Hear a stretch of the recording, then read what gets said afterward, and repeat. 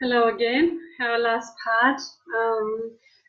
In this part, I'd like to introduce you to the members manual. So once again, I'll be going to screen share so we can look at the manual together. Okay, so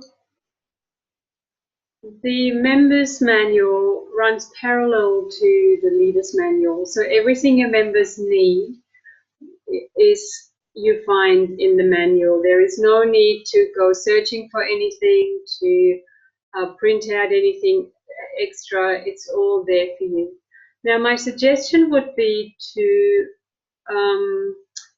print out each section at a time, and sometimes, well, something you might want to consider is to collect each section at the end of the class so that you keep them, and because what you need at the end of the 6 sessions is all of the manuals and all of the sections, so that people have their members manual on hand in the last session. And if if people take them home, they might get lost and not bringing them back. So yeah, just see if that's feasible for you to collect the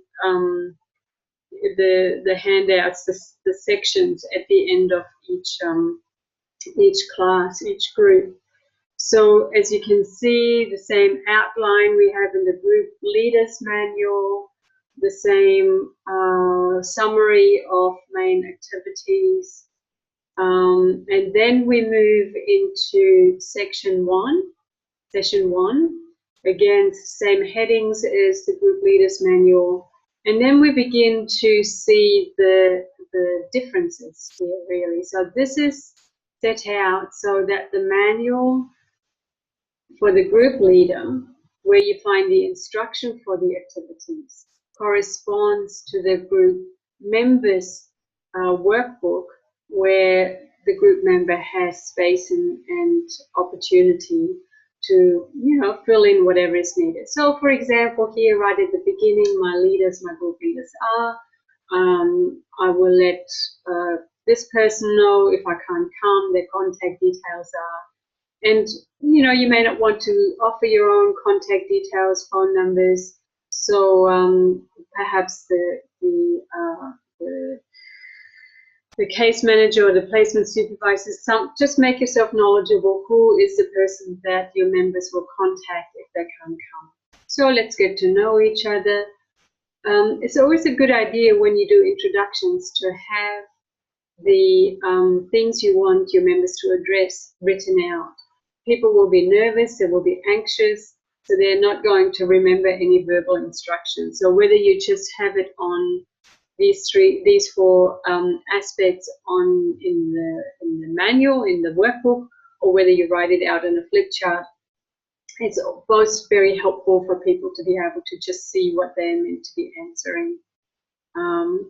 If you feel that you have members that where there is some language difficulties, just see how you can bridge that gap, perhaps through visuals, perhaps through this is the task of a group leader, to find ways to bridge any gaps that might be present in the group. Again, group agreement, there is some outline what it is, and then you create the group agreement together with your group. This is something that you need to know how to introduce. You need to be able to say, this is what the group agreement is about, this is what we're going to do, and this is why we're doing a group agreement, and then brainstorm with your group the group agreement.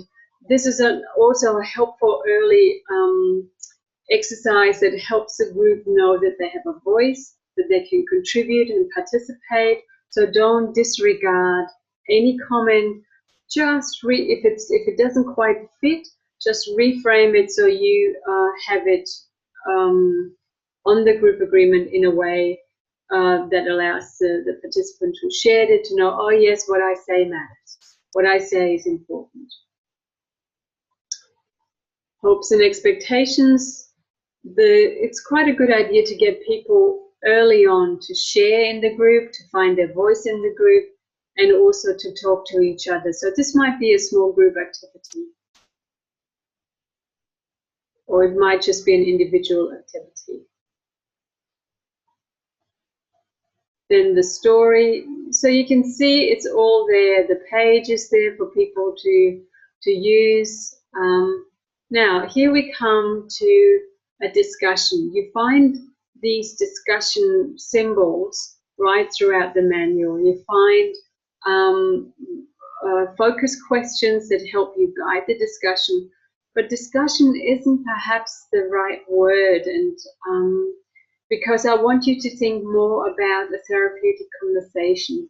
So, for example, when somebody says, I have been to 10 job interviews in the last month, and every single one I was knocked back.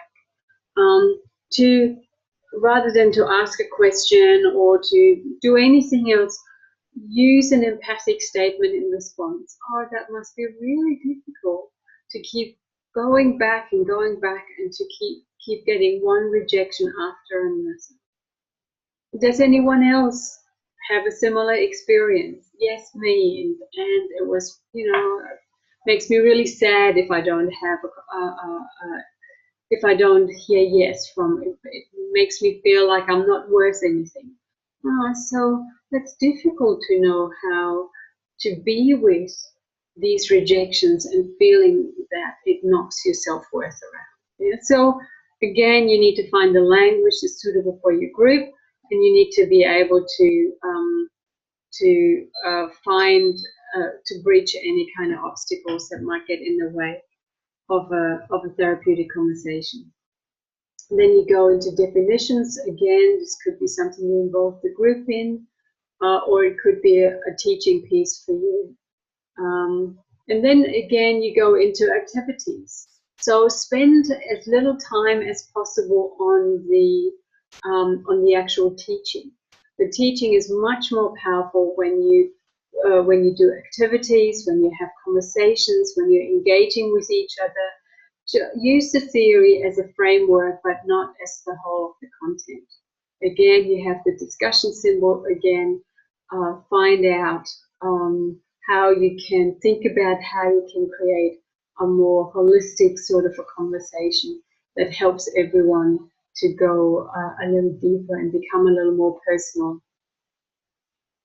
And then you have a little reflective piece at the end of the group that people can just fill in themselves. And then you have the home practice. Again, there's a little bit of an explanation of what is wanted and needed from the participants. So you can just read that out or explain it to them. Yeah, and then there are notes, pages for people to take their own notes.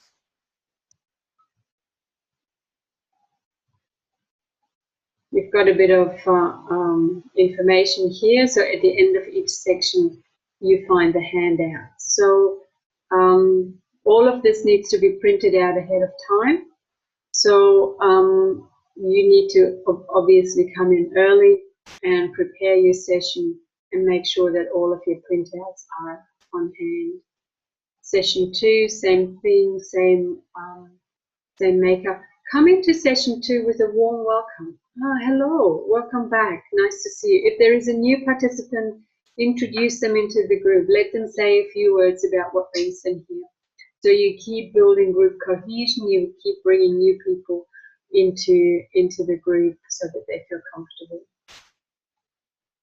So I'm not going to go a lot further through this because I think you've got the hang of it. I'm sure you know what to do with the workbook. Again, you'll find all the resources you need. Like, for example, here you have a YouTube clip.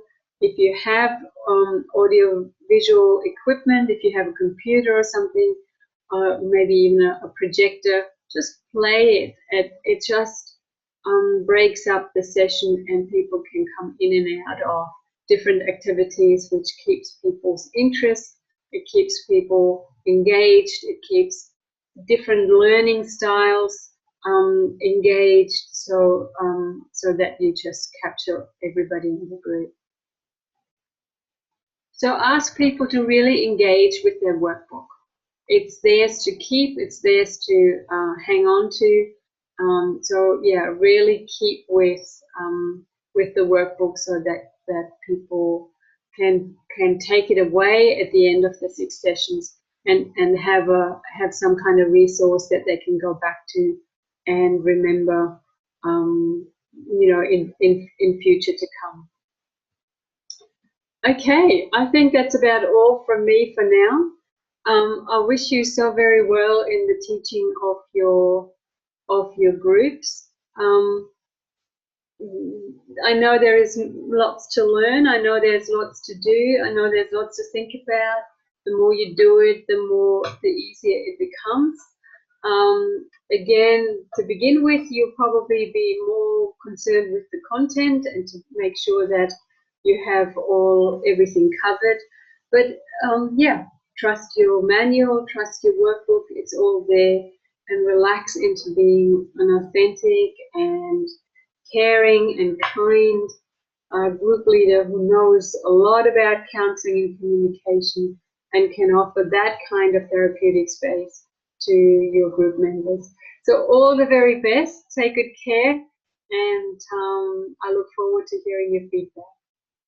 Bye-bye.